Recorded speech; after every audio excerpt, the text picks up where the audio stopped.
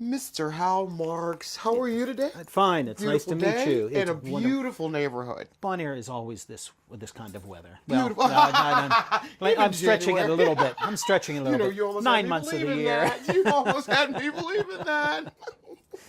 Tell me, what is one of your favorite things about Bon Air? The friendliness of the community. It really is. I walk my dog every morning, and I mean, you see people all over the place that are waving to you. I've been president of the Civic Association for 20-some years. Wonderful. And not now. I finally said, no, I have to step back. Oh, I heard how he was voted in. Yes. We got a running joke. Everybody step back. I love it. I love it. But so I'm now treasurer instead. You know, Okay. I couldn't get out all the away. way. They wouldn't let me leave. But How long have you lived in Bon Air? 54 years. That is, that's just amazing to me. Mm-hmm. That is amazing. It's What would make a person stay 54 years? You know, it's such a nice community. It's such a friendly community, and I'll be honest, I could probably name 50 people that were raised back here that have moved back here, Left and came back. left or moved from their family home and bought another home in the neighborhood. Wow. We only have 400 houses back here. Really? Yeah. Mm-hmm. That's beautiful. Yeah. So you're a really tight-knit community. Yes. Yes.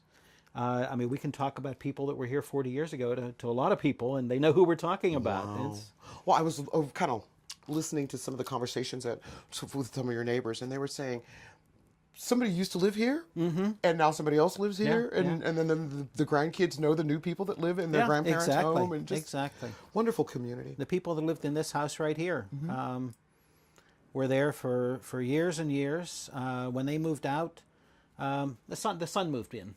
Beautiful. Keep it in the family. Yeah.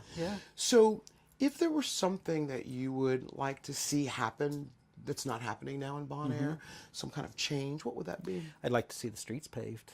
Aha. It's the one problem I think with the whole city is they come in and they pave, and the next year they seem to be potholes again. Yeah. And maybe that's Pittsburgh weather, or maybe it's just Cheap materials. yes.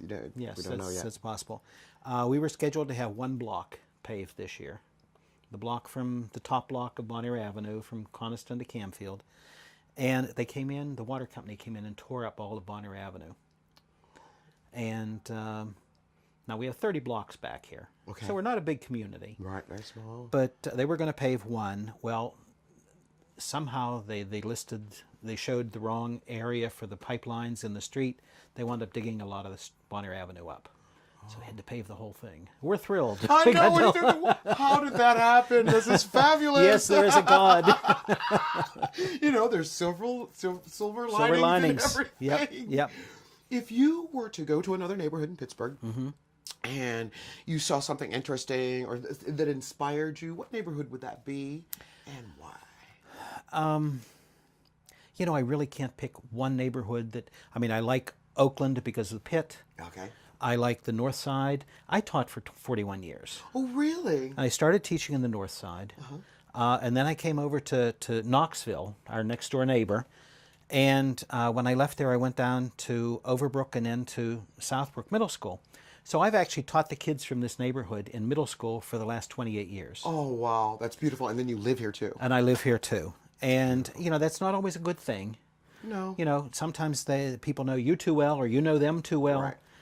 But you also know their kids pretty darn well. Yes. And you know who to look out for and who to...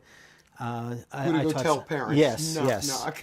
I have visited homes, not telling them that they were bad, but telling them what a great kid they had. And that child? Just mature and pleasant and intelligent. And I want to tell you how good your kid is. Oh, that's such a blessing. And I've done that in all my neighborhoods. Wonderful. I was never afraid to go and visit homes.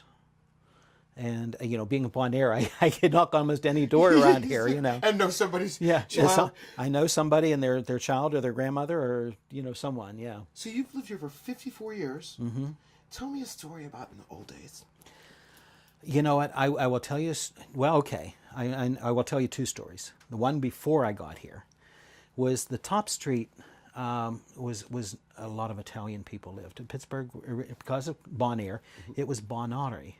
Bonari. Which was, good air. Good air. And the streets weren't paved at all, which at least where they're paved now a little bit, but they weren't paved at all. And there was a brick fire oven down the bottom of the block that the women would carry their bread down and bake their bread. Oh, how endearing. That's And, and they would carry, a big tray of bread because they baked every day, and big families. And they would do it in groups, like a community. And now while I'm here, we've had a Santa Claus come to Bon Air every year. And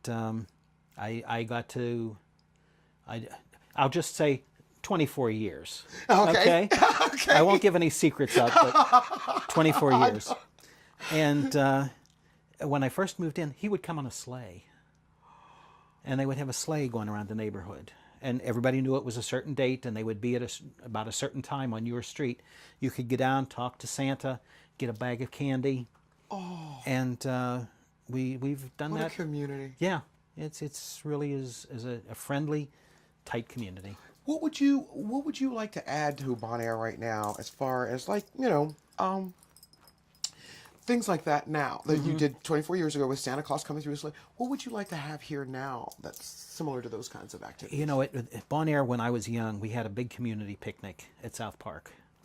We started it again. It fell apart for years, and then we started it again about 15 years ago. But it just got less and less every year. And probably what was happening was as new people moved in, and not necessarily people that had been here, they didn't join in quite as much. We love to have, we would have 400 people come to a picnic when we started it. Wow. And we'd have games and prizes and food and dancing. We'd block off the whole street behind us, set up tables, and we just had a great time. I would love to be able to do something like that again. Absolutely. Do you have any visions for this beautiful building, this school? I remember when it was on the news when it was closing, and I was very proud of your neighborhood. Y'all fought to keep that open. And it was on the news. I was very, very proud of you. We have fought probably since it was built to keep it open. It was built in about 1956, 57. And no one knows how we managed to get it built. It's such a small school. Right. It's only one. In fact, it was a kindergarten, first and second in one room, third and fourth in one room, and fifth and sixth in one room. But it was the best producing school in the city because it was so small and because I heard your test scores were off the chain there. Absolutely, they were. Always. Yes. And they took the sixth grade away when they created the middle schools. But then it just got too expensive to keep the school open. But we fought, and we did keep it open for a number of years. You did. Then we were pleased to get it reopened as a preschool. Since then, they've closed that. We're hoping to get it maybe back open as a preschool. As a preschool, at least. At least, it's our community center. Yeah. It's where we vote. It's where we had our civic meetings. Now, we can still vote there, but we can't have our civic meetings there anymore. They won't let us come in the evening and do that. We're going to work maybe through some of our school board members and see if we can't get that back open, at least for community meetings. It's a shame to have the school board have that. Yes, exactly. We do not have the facilities, not facilities, but we don't have the means for buying it from the school board, which I'm sure they would sell it to us for, they've sold some schools for $1. Yeah. But we don't have the money or the means to keep something as a community center. And because we're so small, it doesn't make a lot of sense to have that as to have that just for ourselves. Right. But we're afraid that it's going to be sold and turned into apartments. Right. And the parking in that area is terrible. Mostly it's on street. A lot of us have driveways, but most of us have 2 cars now in the families. And so one goes in the driveway and one goes on the street. Yes, exactly. But the street that it's on, right on Fordyce, there are no there are driveways on one side, but not on the other. So it's always congested. And if we had close to a park too. With yes. I don't know if that's that'd be. In 25 years, where do you see Bon Air? What does it look like to you? Because Bon Air is totally residential, it's a single-family dwellings. We don't have much potential to change that. But what I can see and what I hope is that it's going to stay that way. It's still going to be as friendly as it is, as clean as it is, yes, and as healthy as it is. We managed to get this park in probably maybe 30 years ago, 25 years ago, and This was all a hillside right down there. It went down into a ravine. Oh, okay. And they tore a bridge down not far away from here, the Georgia Avenue Bridge, also called the Moore Bridge.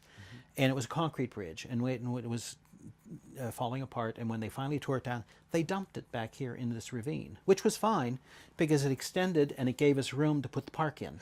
Okay. This was just a tiny little field at the time. We couldn't even play baseball in it. It was so small. But when they added all this, it extended it back, and we had room now to put a park Another in. silver lining. You know, Yes. Bon Air's got something special going on. It looks like it's a tragedy, and then it turns around into something awesome. Think it's gonna bite you, but it turns out and kisses you instead. Yep. I love it. I love it. I have thoroughly enjoyed talking to you. It's very, Thoroughly very enjoyed nice talking meeting to you. Nice meeting you. I'm going to ask you one more question, and we're going to wrap it up. What did you teach when you were in school? Algebra. Algebra. Now, I taught all middle You'd have school. been knocking on my mommy's door.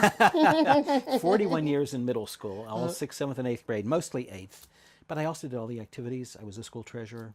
All right. And it kept me busy. But again, I wasn't afraid to visit parents. I remember enjoyed talking to you. knocking on one door, and there was a sign there that says, "Beware the dog." And the screen door had a hole in it about this big. And I will believe that sign, because it looked like the dog came through it a couple times. Another silver lining Yes. for you. Once again, thank you for having us in Bon Air. Thank you very much for coming back This is a beautiful here. community, and I feel like a wonderful spirit is going on here. It really is. It really is. It really is. Thank you. Thank you. So thank much you, nice thank meeting you. Nice meeting you.